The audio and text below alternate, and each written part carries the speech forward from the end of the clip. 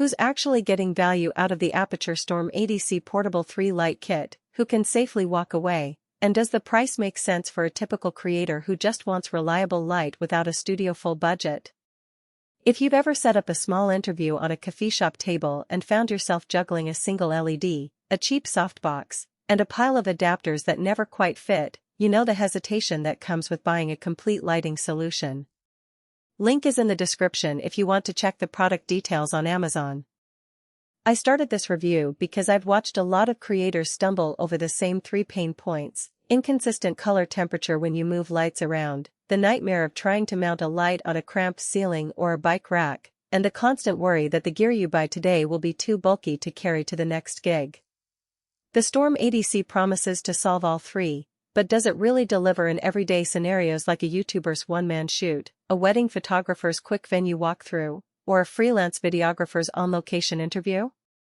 Let's walk through what the kit actually does when you pull it out of its hard case, and where the compromises hide. First off, the kit comes with 3 80 candle-equivalent LED panels, each capable of spanning a wide CCT range from a warm 3200K that mimics indoor tungsten to a cool 5600K daylight. In practice, that means you can match the ambient light in a dim restaurant with the warm setting, then flip to a crisp daylight look for an outdoor product demo without swapping bulbs or buying a separate gel kit. The flexibility is genuine, especially for creators who shoot both indoor and outdoor content on the same day.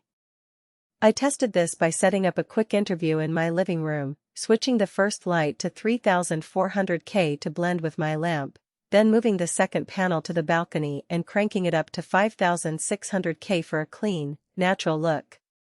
The transition was seamless, and the color balance stayed consistent because each panel's internal dimmer maintains the same spectral output across the range.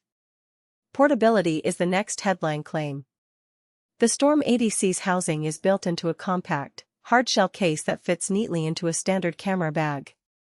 Each panel slides out, and the included handheld bracket lets you operate a light like a mini torch handheld for dynamic walk thrusts, or mount it on a tripod for static shots. In real-world use, this translates to less time hunting for a power source. The kit ships with a universal AC adapter, but the real trick is the included battery plate that accepts common mount cells. During a test shoot at a local market, I swapped to a spare mount battery in under a minute and kept rolling while the ambient stalls flickered. That kind of quick power swap is what freelancers value most when there's no wall outlet in sight. Versatile mounting solutions are another selling point that actually matters. The Storm ADC includes a magnetic mounting plate, a standard 1/420th thread, and a small handheld bracket that clips onto the side of the panel. I tried the magnetic plate on a metal light stand frame at a pop-up gallery, and the light locked in place without any wobble. The 1/420th thread is perfect for slapping the panel onto a conventional tripod head, which I did for a sit-down interview. The only real downside I found was the bracket's limited rotation about 120 degrees, so you can't swing the panel into a true sidelight position without tilting the whole rig. For most single-person shoots that's a minor inconvenience, but if you're trying to sculpt a face with dramatic rim lighting, you'll still need a separate arm or a larger rig. Now let's talk about the complete lighting solution claim.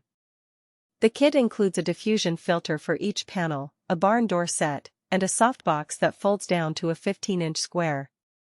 When I attached the diffusion to one panel for a close-up product shot, the light fell off nicely, eliminating the harsh hotspots you often get with bare LEDs. The barn doors, however, felt a bit thin. They flex under the weight of the panel if you push them fully open. In practice, they work fine for modest shaping, but they won't replace a proper flag or a dedicated modifier if you need precise control. Who should buy the Aputure Storm ADC?